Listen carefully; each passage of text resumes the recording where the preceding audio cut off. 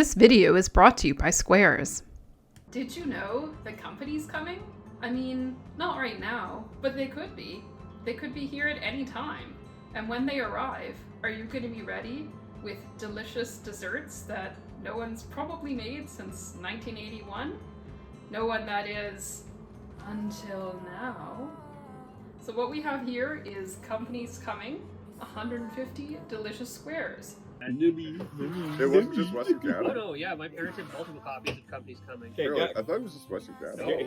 By Jean Paris.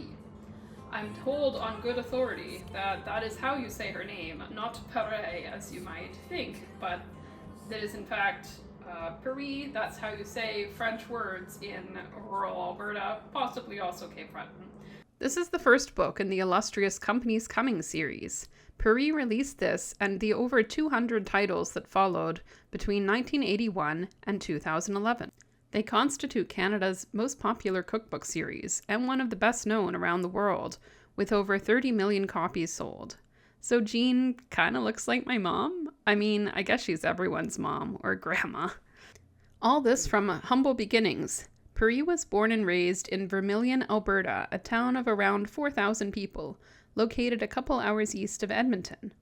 A mother of four and professional caterer by the early 1980s, Paris put together the first Company's Coming volume after many requests for recipes and a book to collect them. Throughout 4 decades as a self-published author, cookbook archivist, and Order of Canada recipient, Paris remained a relatable and down-to-earth figure.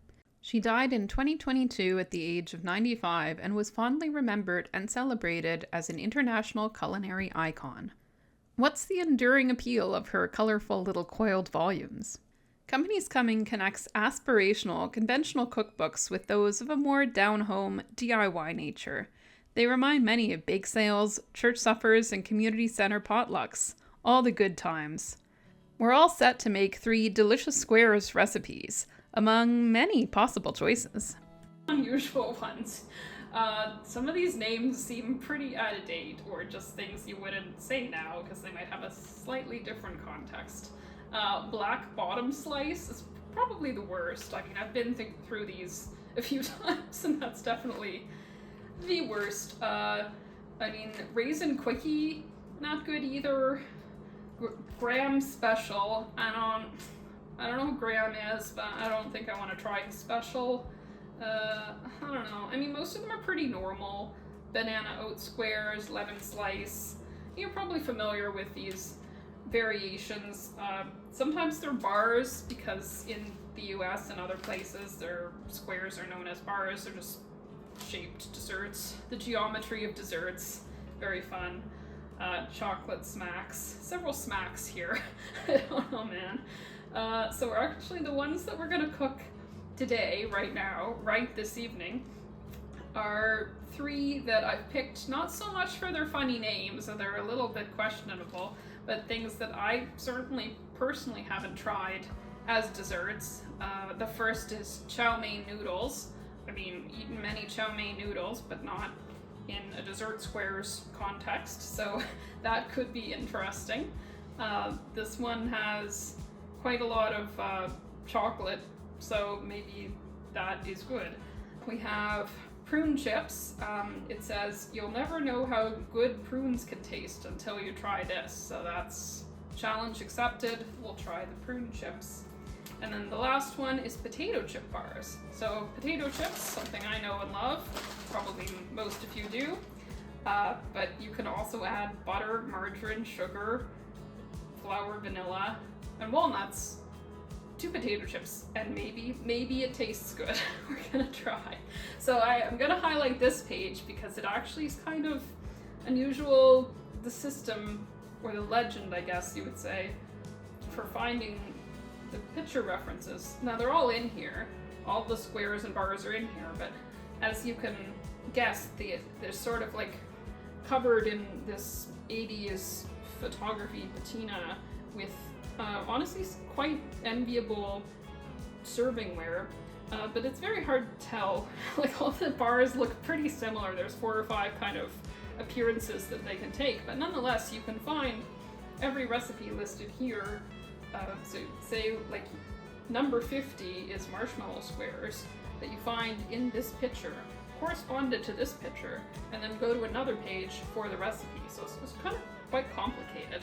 I've heard other folks who have reviewed Companies Coming books online saying that the legends are quite easy to follow. I think that's true if you have, 4 or 5 dishes per page, not 50 different squares that all kind of look the same. But I mean, I admire the effort to at least include them all as photos. I always like to have something to aspire to when I'm cooking via cookbook. So we're gonna start. Follow along with me if you dare, and let's cook.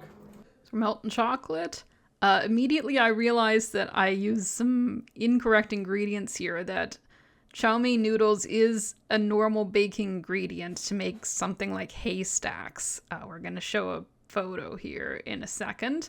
So I didn't need to cook chow mein noodles and drain them and put them in a dessert, but we did it anyway.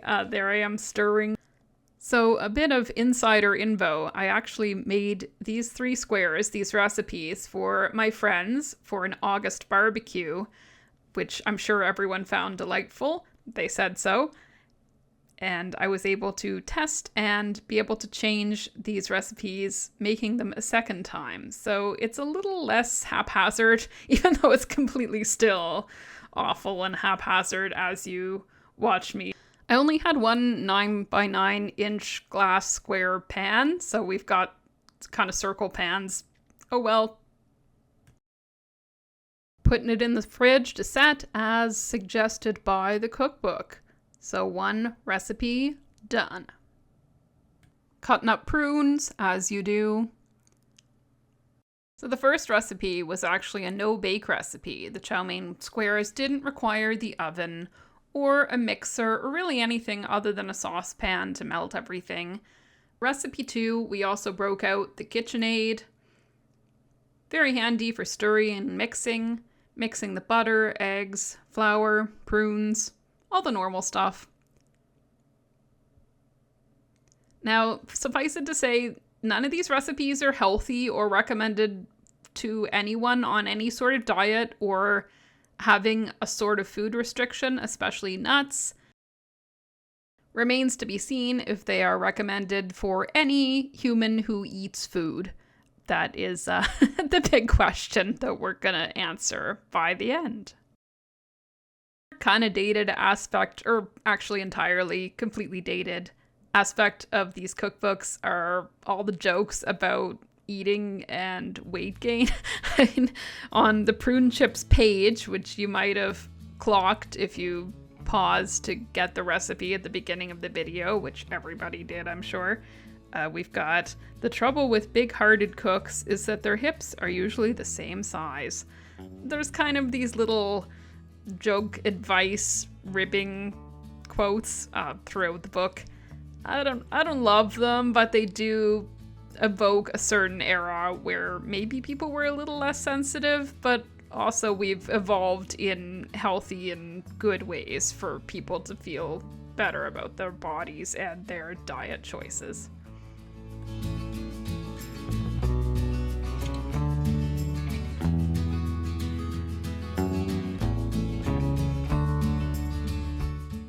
The potato chip squares actually generated the most interest at the test barbecue with my friends. And most people liked them. They actually liked all of these recipes. I wasn't entirely kidding when I said that they were very popular in a sarcastic voice. People did like all these recipes, so maybe that is a testament to the enduring legacy of Companies Coming, that not only can I look back at these fondly from growing up with similar recipes, but also you can make them now and they hold up. I found it pretty easy to follow the instructions. Like I said, I made them twice, but I think you pretty much want to do that with everything you cook and bake. You want to iron out the details and make it more your own dish. Here they are out of the oven and fridge, setting and ready to eat. Alright, so this is the taste test. We're gonna try the chow mein square first. Well, Honestly, pretty good. If you like walnuts, there's like walnuts in pretty much all these recipes, so I don't mind them. They're good. Definitely can taste the butterscotch squares as well that I like. The chow mein noodles aren't really adding much, but again, I've discussed that I made an assumption about the chow mein noodles that was not correct, so that one's on me. But I'll give it a 6 out of 10 ranking. Square number 2, prune squares. This one's good too. Does it taste like the most normal? The ingredients were the most normal other than the prunes. And if you were to substitute prunes for raisins, it would taste different, but it wouldn't be really a different recipe. So I think this would be a really nice one to have for Christmas or the holidays. Just all these kind of Christmas spices. So this is much better, and also something I look forward to eating in the next few days instead of having to finish it off for a weird experiment. So this one gets an 8 out of 10. Alright, so this one I'm not gonna actually cut yet because it looks a little blobby still. So I'm gonna put this in the fridge overnight. I assumed I used the correct amount of flour, but it just doesn't seem to be setting the same way that my first version that I discussed making for the barbecue did. I'm gonna give it a rating based on when we tried it then. I would give it a 7, so in between the two recipes, it still has kind of a weirdness to the chips, and the fact that it has margarine and butter, which is a little too much of both of those things. And but generally tastes pretty good and better than that one. So alright, so we're all done. I'm gonna give Companies Coming the 3 recipes that I tried, 3 out of 150, which there's many to go. If we want to make this a series, I'm happy to continue cooking squares, or I guess baking squares. I keep saying cooking, but I'm new to baking, so I guess they're kind of 2 different things. I don't know. But if we do want to cook, we've also got slow cooker recipes. I've found both of these books in little free libraries, but as we've discussed, there's 200 more in these series, and I know exactly where to find more. The Value Village cookbook section, one of my favorite places to shop for books, honestly, of any type. So, thanks for joining me once again, and stay square.